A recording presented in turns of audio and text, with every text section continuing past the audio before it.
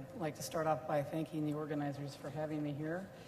And I've been asked to talk about how we operate and run and achieve excellence in R&D in our facility. And so I wanted to start out and just give you an outline for the talk about talking about user facilities in general, what we do at the Environmental Molecular Sciences Laboratory, how we manage the facility for R&D excellence, the operating principles by which we run the organization by, and ultimately do that so that you can have scientific impact on our society. So let me start off by user facilities just to get everybody oriented in what they are. These are large research centers that are open to researchers from around the world. They're generally free to use, so researchers come from all across the United States and globally, free of charge to them. They house unique pieces of instrumentation. Most importantly, they have expert staff to work with these visiting scientists.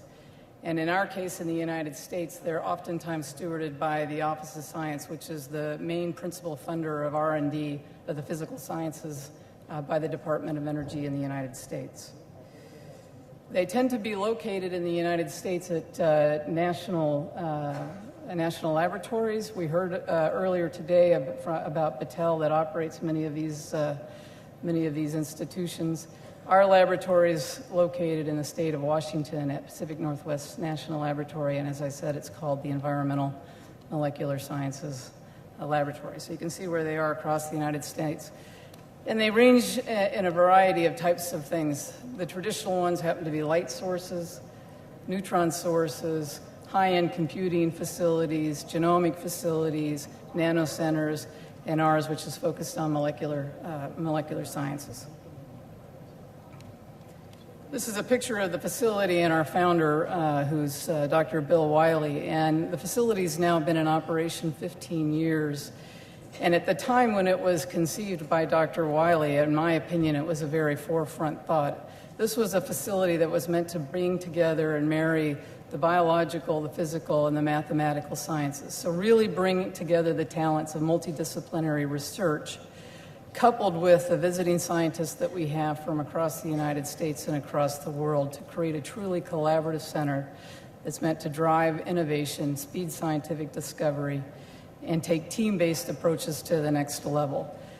That was 15, 20 years ago that Dr. Wiley had this vision, and I still think today it's a challenge to think about doing science at a global level, doing science across disciplines, and doing science in ways that really accelerate innovation and get out of the traditional stovepipes that one finds oneself. Just a little bit of the facts before we get in how we operate the facility. We have about 700 to 800 users who come to the facility annually to take advantage of the instrumentation and the staff expertise that we have. These are individuals that predominantly come from across the United States, but more and more, I'd say 15% of our user community are international in nature and come from all, Europe, Asia, Australia, the UK, and even India. And it's been fantastic to see the user community grow, particularly in the global aspects. We have about a $45 million operating budget. That's the funds that's given to us by the Department of Energy to provide these resources to these visiting scientists. And then the hallmark of user facilities is that they provide instrumentation that is either too expensive or too complex to really have at universities. And so we provide these types of instrumentations. I'll give you some examples here in a little bit. At EMSL, we divide the capabilities up as you see here. So we have a high-performance supercomputer. We're actually in the process of installing our 4th generation system, which will be a top 25 system in the world. Again, it's open and available to use.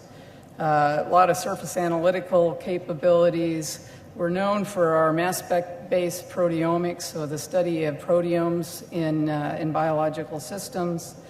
High performance, high accuracy, dynamic transmission electron microscopy, and I'll show you some examples of that.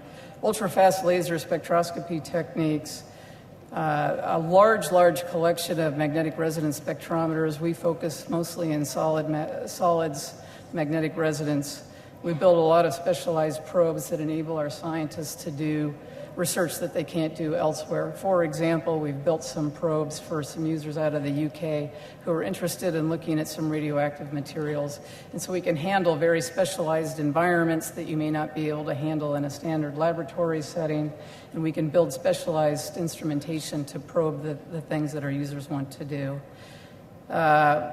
Looking at subsurface events, so a lot of tomography and microfluidics and meter flow cells, and then finally cellular imaging, transcriptomics, genomics, things like that. So these are the suites of capabilities that we provide to the users, and users can come and use a multitude of these capabilities to help them solve his or her scientific problems.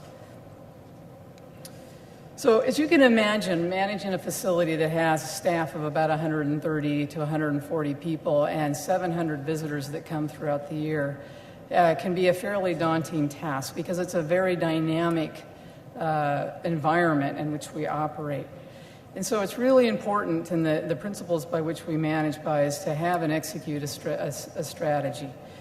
You have to, then once you do that, you have to build yourself a world-class organization. That means create an environment where innovation can bloom and foster and be fostered. Collaboration is the name of our game. We wouldn't be here without our users. We're meant to go out and seek people to come and work with us. You have to be a learning organization. That means that you have to reach out to your toughest critics and ask them what you can do better and adopt those principles and continuously learn. And then, of course, you have to manage risk. We do research in environments that are highly hazardous. They can be often unsafe. We have a very diverse group of folks that come and utilize us, and we have to make sure that we're managing all the risks on which we operate. So in order to execute strategy, the first thing that we do is we go out and look at where the major problems that society has. And then we overlay for us the capability sets that we have and the expertise that we have and say, these are the areas where we think that we can do R&D to make a difference. I listed them here. They're really for us looking at energy storage solutions. We're located at one of the DOE former weapons sites, so legacy cleanup of hazardous radioactive material is important to us in our community. That's an area of strength for us. Of course, clean and renewable energy, and then emissions capture and sequestration. And then we couple that with what's going on in the R&D environment. And if you really, we've heard about it this morning, R&D is globalized. It's gone from individual PI-based research to team-based science. Since you have to understand how the paradigm is shifting in terms of how you're doing research. So we're trying to tackle bigger problems using bigger team-based approaches where our team members may not be located at the same location. They may be distributed out across the United States or indeed the world. We take that, we develop our strategic plan, and then come to identify our enduring objectives that we want to operate the facility by. And for us, it's all about scientific innovation. And then developing the transformational capabilities that's going to drive that science forward. And then, of course, we have to operate efficiently and as securely as possible. And at the end of the day, if our staff aren't growing scientifically and our users aren't advancing the science that they're into doing, we will have failed. And so we have to keep our eye on that. So you set these objectives, and then for us in our facility, we set sort of 3 to 5 year tangible goals where we then annually plan to accomplish those goals. And I just give you the list of the goals that we've had in the current plan, the things that we're striving to accomplish. These are the key things that we feel that we have to do to tackle those big scientific problems that we feel we must take on. So those are big challenges. And so for us, we have to carve out the part where we really think we can make a difference. These are the 4 science themes that EMSL has chosen to focus about. And these are the things by which we make all of our decisions. We hire our staff who have expertise in these areas. We build capability that can help drive the science forward in these areas. And we put out our calls for proposals to our users that help us advance the scientific challenges in these 4 areas. And they overlap well with those big challenges, looking at how aerosols impact the climate, understanding biosystem design so that one can create a more efficient biofuel, looking at energy materials and their processes, particularly as it's related to energy storage, And then terrestrial and subsurface ecosystems. This goes to the fate and transport of contaminants in the subsurface, but also understanding carbon cycling and nutrient cycling as it relates to the carbon cycle in the ecosystem. We don't do this in a vacuum. When we go out and identify these areas, we seek the community's input. We go out and seek thought leaders from around the country, from around the world, and then we vet those against criteria, as I said, whether or not we have expertise in that area, it's a compelling challenge, and whether or not there's a user community that's out there that's funded that can take advantage of the capability sets that we have. This is just the process by which we do our capability and capital planning. So we have an annual capital budget that we invest in new instrumentation. A lot of it we build on site, but a lot of it we also purchase. And again, it's through the lens of the science that we want to accomplish. It would be great to have unlimited resources and be able to do all of the things that you want to do, but that's just not the environment that we're in today, currently in the United States. And so you have to make tough decisions, and you have to make them, in my opinion, according to the strategic objectives of which you want to accomplish. And so you pick the themes that you want to go after, and then you invest behind those themes to drive innovation forward. And so we hold workshops around the capabilities that we want to build. We vet the ideas with our advisors, and then we develop an annual or a 5-year capital plan so that we know where we want to go next year, the year after, and the things that we want to invest in, put on our floor so that our users can have them for their research. So this is just the wheel that summarizes what I just told you. You have a plan. It's got to be aligned. You pick the most urgent things. You make sure that you're ready and can address them and that you have the funding to do so. And then from that, we create an annual plan where we track our progress. Then you need to understand your risk, whether or not you have the staffing that you need to take that on. The schedule is appropriate for the things that you want to do. And again, you have the financial resources to do that. You set up your project plans. Then you want to measure the impacts of what you're doing, the trends that are evolving, the behaviors that you want to motivate and incentivize, and the productivity of the work that you're doing. And so you need to have a dashboard of metrics so that you know that you're marching along the things that you want to march along to.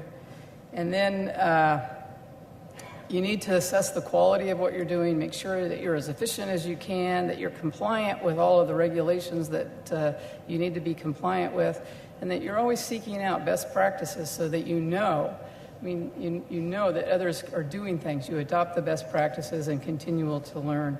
And so we have some assessment and benchmarking plans.